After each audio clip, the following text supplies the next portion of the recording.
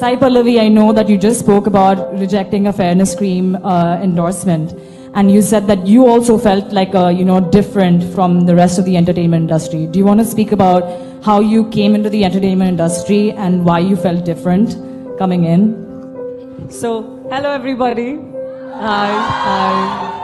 And you all know what happened and why I had to say no. It's just that I've been one of you. I've been equally insecure during one period in my life. It took a million souls to actually reach out and tell me that I look beautiful the way I did. My first film, Premam, I was accepted with my pimples, with everything I thought was a flaw. But everybody loved me for the way I looked, so I thought I'm in a place where I get to inspire, or at least when I grew up, I did not see somebody who was at least saying normal.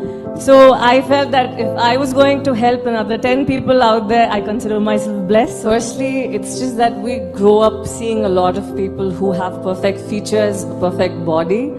That is what we believe, because she looks that beautiful, she looks that fair, she's got perfect features. We consider them to be actors and actresses. So that's how I was. I grew up seeing Trisha and Simran and all of them. They had perfect figure, they had great body. But then there was one point at which I didn't know whether I wanted to become an actor. But there, I always had this insecurity when I was in Georgia doing medicine. So I was with these Georgians, people who were very fair, and then they didn't have pimples, but I had all of this. And I didn't know whether I could accept this or accept myself for who I was. And then I come back to India, and I'm so happy that Alphonse picked me for Premam. I was so nervous the day the movie got released.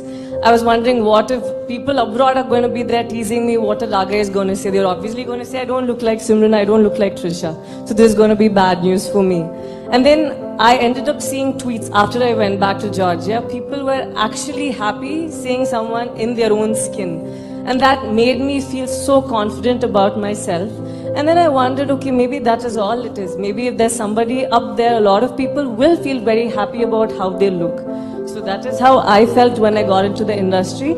And I'm blessed that I worked with directors who liked me in my own skin, and they did have me put on makeup before, say, pre-shoot. But then they saw that it was not the real me, and I couldn't emote as much as I did without makeup, so they asked me to take it off. So finally, this is where I am, and I'm personally very happy that I happen to be the one over here, really. That is so true. It's all about accepting who you are, right? And something so superficial like your skin color that you can never change.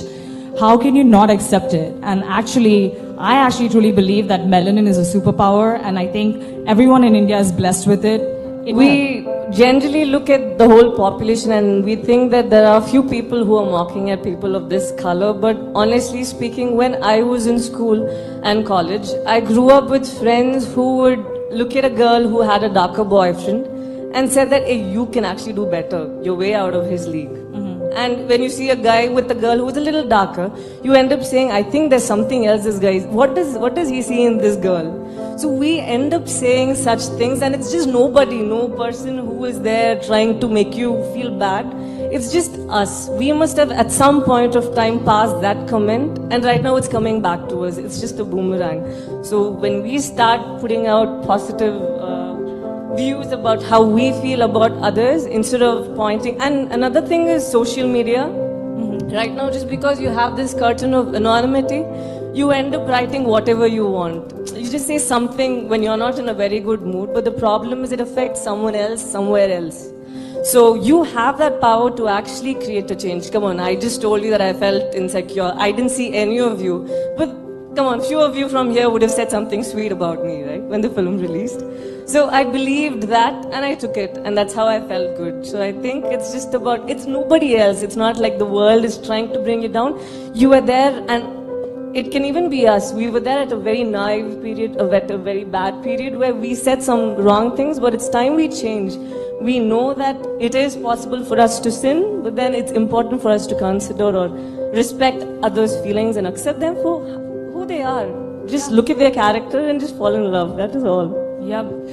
We want to felicitate Sai Pallavi for turning down a fairness product advertisement. I did this for us all, and this doesn't end right here. Understand end. one thing, because it's just not the fairness companies that we need to ban or anything. It's just that normally people exploit our insecurities. That is all. As long as you're insecure, they're going to find some way or the other. Even if we ban the fairness streams, they're going to come up with something which says natural products. You have natural peel, which is with orange and all of it.